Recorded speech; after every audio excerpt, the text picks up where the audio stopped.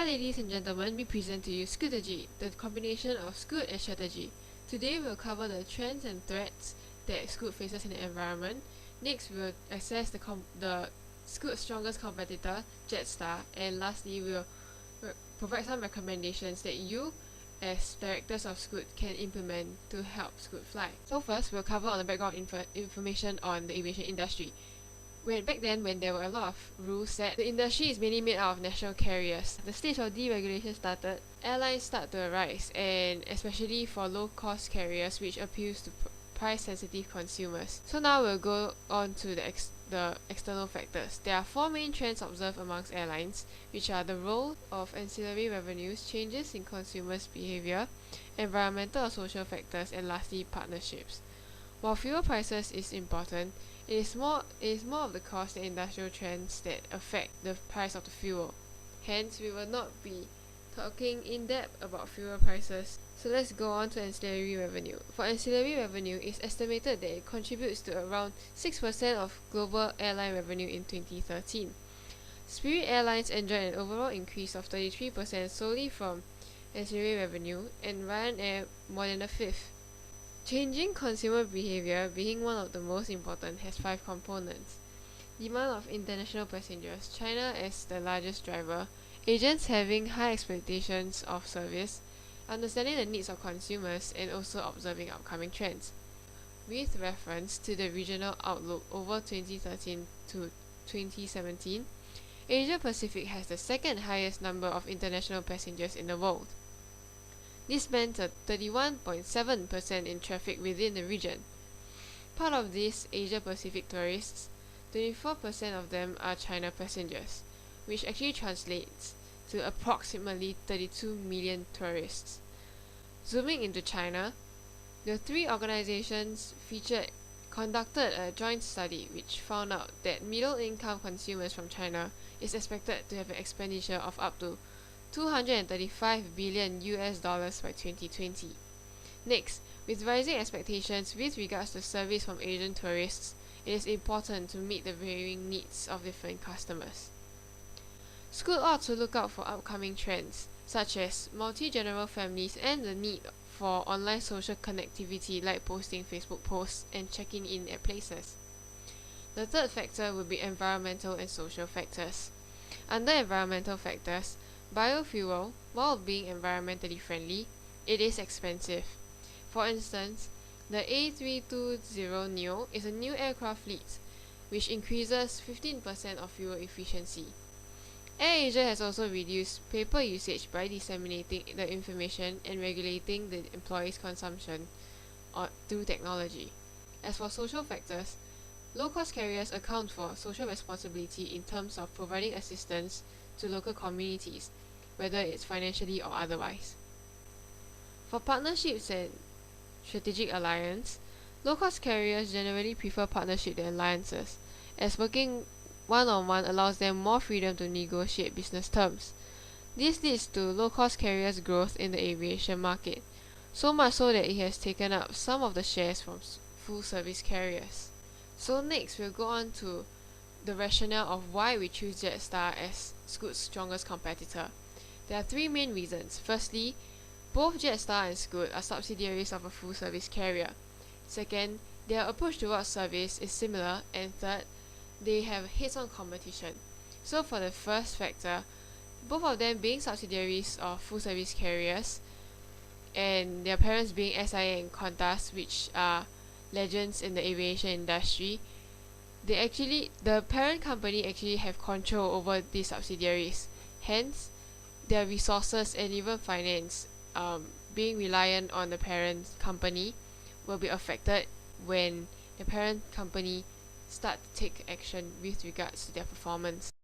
Secondly, the approach towards service is also similar.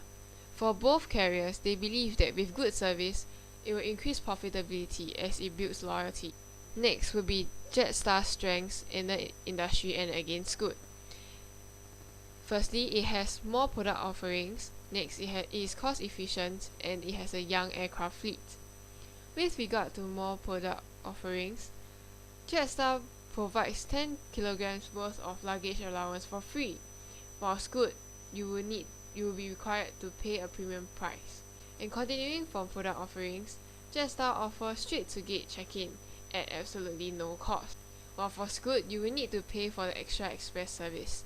Jetstar is more cost-efficient than most of the low-cost carriers.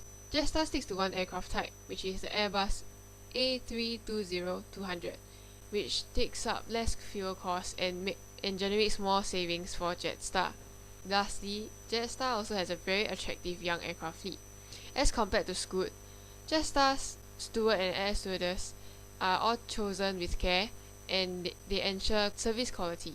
For the first point on reduced long-haul route structure, Jetstar has reduced its North Asia routes by 10%. They have also reduced their seats from 8,000 to only 5,000 weekly seats. Next, the restriction to expansion. Due to the oversaturation of the market that has been caused by low-cost carriers, it is now unattractive for Qantas to continue investing in Jetstar. Lastly, there is negative coverage that leads to bad publicity. Jetstar is said to be overworking and exploiting their staff, making them work longer hours, which indicates that Jetstar didn't care for staff welfare.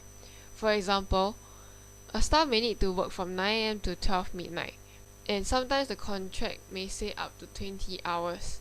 And under such negative coverage which leads to bad publicity, there was also an incident where the captain was distracted with his mobile phone, resulting in disruptions in landing. And upon investigation, it was found out that the landing gear plus landing checklist was not conducted. Next up, we'll have the recommendations. For recommendations, we have 4. Firstly will be partnerships with national tourism organizations, which is also known as NTOs. Second would be a Scoot Junior policy. Third would be a unique jingle that is exclusively Scoot. And the fourth would be doing corporate social responsibility, which is also known as CSR. So firstly, partnership with NTOs, Scoot will be able to generate more revenue as NTOs will pay them a fee to decorate Scoot's air fleet with signature decorations. For example, Indonesian NTO can work with marketers of Scoot to come up with a batik design that is uniquely Indonesia, and the marketers can then paint it up on Scoot's aircraft, promoting Indonesia as a destination of choice. And this provides a win-win situation to both the NTO and Scoot. The second recommendation that the task force has for Scoot would be the Scoot Junior policy. While many feels that ancillary services provided by low-cost carriers are extremely pricey, this is not the case. Instead, the Scoot Junior policy is a value add from Scoot to the customers. Therefore, under Scoot Junior policy, there is a kids first, which means that the kids will receive their meal first before their parents, providing the parents with some peace of mind during their own meal. The kids' first meal will also be nutritional and targeted at young kids which do not like their veggies. And the last point for Scoot Junior policy is that there will be a small area designed for diaper changing in the washroom. Free diaper will be provided. The third recommendation that we have for Scoot is a jingle. Everyone knows that music is a unique entity that companies ought to have, as it helps people to remember their companies better. And with a unique music or a jingle, Scoot can actually differentiate themselves from the rest and further retain existing market while attracting new people. Lastly, we hope that Scoot will do more CSR, like contributing back to the society. And if you think that is all that the task force has for you, then you are wrong. We have a last final recommendation, a surprise recommendation, that is the meet and seat. Basically, the meet and seat encourages people of similar interests to sit together and to communicate and make friends with each other. For those with these similar interests, not to worry. For them, they will be able to find people that have an area of knowledge that they will want to know more about, and therefore exchanging opinions and ideas about what they feel about a certain area. In conclusion, through the environment assessment and the analysis of Jetstar, the task force has come up with 5 recommendations that you can implement to help Scoot differentiate itself from its competitors.